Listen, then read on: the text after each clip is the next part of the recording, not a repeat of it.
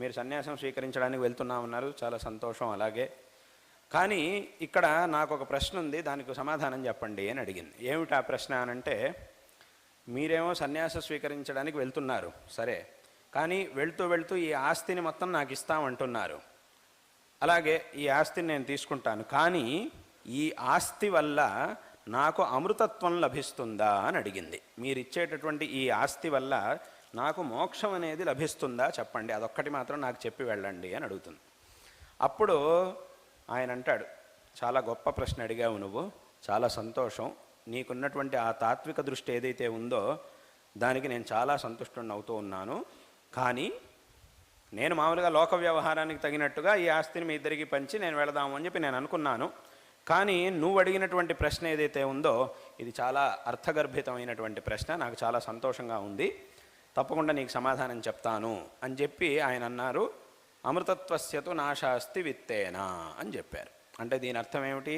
ఈ లౌకికమైనటువంటి ధనముతో అమృతత్వాన్ని అంటే మోక్షాన్ని ఎవ్వరూ కూడా పొందడం అనేది సాధ్యం కాదు అని చెప్పారు. అప్పుడు ఆవిడ అడుగుతుంది, అయితే దీనివల్ల మోక్షాన్ని పొందడం అనేది సాధ్యం కాదు అని అంటే అప్పుడు ఇది నాకెందుకు, ఇది నాకు అక్కర్లేదు, దేని ద్వారా నేను మోక్షాన్ని పొందగలుగుతానో దాన్నే నాకు ఉపదేశించండి అని అడుగుతుంది. అప్పుడు అక్కడ కూడా మళ్ళీ యాజ్ఞవల్క్య మహర్షి ఏం చేస్తారు అని అంటే, మంచి ప్రశ్న వేసావు, మంచి విషయాన్ని అడిగావు నువ్వు, చాలా సంతోషం, తప్పకుండా నీకు దాని గురించి చెప్తాను అని చెప్పి ఆ అద్వైత తత్వాన్ని ఆ సందర్భంలో ఆవిడకి మైత్రేయికి యాజ్ఞవల్క్య మహర్షి ఉపదేశిస్తారు. అక్కడ కూడా యాజ్ఞవల్క్య మహర్షి ఇదే మాటను చెప్తారు. ఏమిటి అనంటే, ఆత్మని ఖల్వరే దృష్టే శృతే మతే విజ్ఞాతే ఇదం సర్వం విదితం. ఆ తత్వాన్ని తెలుసుకోవడం ద్వారా మోక్షాన్ని పొందగలుగుతాం. అటువంటి తత్వాన్ని తెలుసుకుంటే ఇంకా తెలుసుకోవడానికి ఏమీ మిగలదు ఈ ప్రపంచంలో, అన్నిటినీ తెలుసుకున్నట్టే.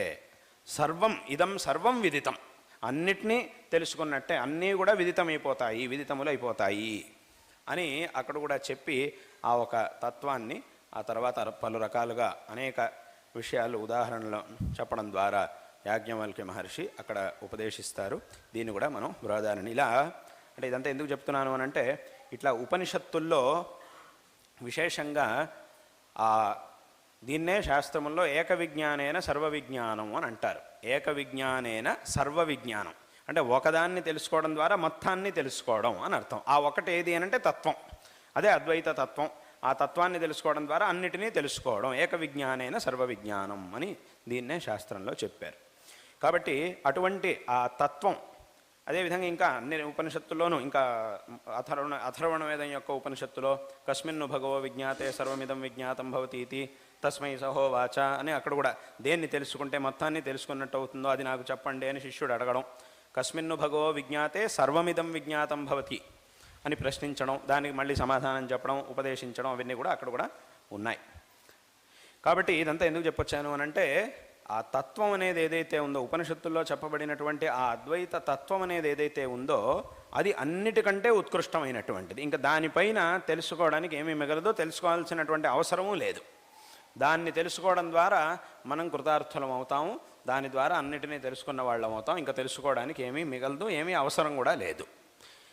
అటువంటి తత్వం కాబట్టి అంటే అక్కడ ఈ లోకంలో ఏమైంది, ఇందాక చెప్పినట్టుగా ఒక్కొక్క విషయాన్ని మనం తెలుసుకున్నప్పుడు, ఆ ఒక్కొక్క విషయాన్ని ఒక వ్యక్తి తెలుసుకున్నప్పుడు దానికంటే పైన ఉంటున్నటువంటి విషయాన్ని ఇంకొకటి తెలుసుకున్నప్పుడు ఈయనకంటే ఆయన గొప్ప పెద్ద జ్ఞానే అవుతాడు.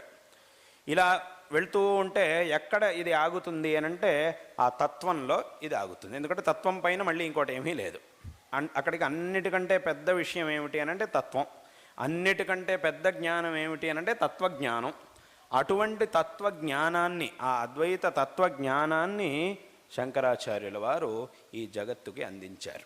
కాబట్టే శంకరాచార్యుల వారిని మనం విశేషంగా జగద్గురువు అని ఎందుకు కీర్తిస్తాము అనంటే, ఈ ప్రపంచంలోనే అన్నిటికంటే కూడా ఉత్కృష్టమైనటువంటి విషయం, ఈ ప్రపంచంలో ఆయా విషయాల్ని తెలుసుకున్నటువంటి గురువులు చాలామంది ఉంటారు. అంటే ఫలానా విషయం, ఎందుకంటే ఏదైనా మనం ఏ విషయం నేర్చుకోవాలన్నా అదొక తత్వానికి సంబంధించిన విషయమైనా, ధర్మానికి సంబంధించినటువంటి విషయమైనా, లౌకిక విషయాలకి, లౌకిక వ్యవహారానికి సంబంధించినటువంటి విషయమైనా కూడా పెద్దవాళ్ళ నుంచి మనం నేర్చుకోవాలి, అనుభవజ్ఞుల నుంచి మనం నేర్చుకోవాలి. అప్పుడు వాళ్ళు మనకి నేర్పించినటువంటి వాళ్ళు ఆయా విషయాల్లో మనకి గురువులు అవుతారు. ఇప్పుడు ఒక వ్యక్తి మనకి గణితం నేర్పించాడు, గణితం పాఠం చేశారు, ఆ గణితానికి ఈయన మనకి గురువు. ఇంకొక వ్యక్తి ఏదో సాహిత్యం నేర్పించాడు, సాహిత్యానికి ఈయన మనకు గురువు. ఇంకొక వ్యక్తి సంగీతం నేర్పించాడు, సంగీతానికి ఆయన మనకు గురువు. ఈ రకంగా ఒక్కొక్క విషయాన్ని తెలుసుకొని మనకు ఉపదేశించేటటువంటి వాళ్ళు ఆయా విషయాలకు సంబంధించినంతవరకు వాళ్ళు మనకి గురువులు. కానీ వీటన్నిటికంటే కూడా పైనుండేటటువంటి తత్వం, ఆ అద్వైత తత్వం ఏదైతే ఉందో దాన్ని ఉపదేశించినటువంటి వారు శంకరాచార్యుల వారు. కాబట్టి వారిని మనం జగద్గురువులు అని అంటున్నాం. ఎందుకంటే ఈ జగత్తులో దానికంటే పెద్ద విషయం అనేది ఇంకోటి లేదు. కాబట్టి అక్కడికి ఏమైందనంటే జ్ఞానులకి కూడా జ్ఞాని, జ్ఞానులందరిలోనూ కూడా ఇంకా జ్ఞాని, గురువులందరికీ కూడా గురువు అయినటువంటి వారు శంకరాచార్యుల వారు. కాబట్టి ఆ అద్వైత తత్వాన్ని విశేషంగా మనకి ఉపదేశించారు. తద్వారా ఆ మోక్ష మార్గాన్ని మనకి ఉపదేశించారు. అందే ఆ ఉపనిషత్తు మనకి చెప్తున్నట్టుగా, అంటే బృహదారణ్యక ఉపనిషత్తు మనకి చెబుతున్నట్టుగా స్వయంగా అక్కడ మైత్రేయీదేవి అడుగుతుంది. ఏమిటి అనంటే, నాకు ఈ లౌకికమైనటువంటి సంపద ద్వారా మోక్షం అనేది లభించదు అనంటే అప్పుడు ఇది నాకు అక్కర్లేదు, దేని ద్వారా నాకు లభిస్తుందో దాన్నే నాకు ఉపదేశించండి అని అడగడం, అప్పుడు యాజ్ఞవల్క్య మహర్షి ఈ తత్వాన్ని ఉపదేశించడం అనేది అక్కడ మనకి కనిపిస్తూ ఉన్నది. కాబట్టి ఈ అద్వైత తత్వం అనేది ఏదైతే ఉందో ఇది మనకి ఆ మోక్ష మార్గాన్ని చూపించేటటువంటిది, మోక్షాన్ని ప్రసాదించేటటువంటి తత్వం ఆ అద్వైత తత్వం అనేటటువంటిది. దీన్నే విశేషంగా శంకరులు ఉపదేశించి ఆ మోక్ష మార్గాన్ని మనకి చూపించారు. కాబట్టి శంకర భగవత్పాదాచార్యుల వారిని మనం జగద్గురువులు అని విశేషంగా కీర్తిస్తూ ఉన్నాం. అన్వర్థంగా ఈ నామంతో మనం శంకరాచార్యుల వారిని కీర్తిస్తూ ఉన్నాం. కాబట్టి ఈ ఉపనిషత్తుల్లో ఉన్నటువంటి ఈ విషయం ద్వారా మనం తెలుసుకోవాల్సినటువంటి విషయాలు ఇవి. ఇక్కడ ఒక తమాషా జరిగింది. ఏమిటి అనంటే, ఒకసారి ఒక ఆయన ఒక చోట ఇలాగే అద్వైతం గురించి ప్రవచనం చెబుతుంటే ఈ యాజ్ఞవల్క్య మహర్షి యొక్క విషయం గురించి చెప్పాడు. చాలామంది జనాలు వచ్చి, ఆయన పెద్ద ప్రవచనకర్త, చాలా పెద్ద ప్రవచనాలు చేస్తుంటాడు, ఆయన ఇదే విషయం గురించి చెప్పాడు. అందులో యాజ్ఞవల్క్య మహర్షి ఆయన భార్యతో సంవాదం చేయడం, ఈ సంఘటన, ఈ విషయాన్నంతా కూడా ఆయన చెప్పాడు.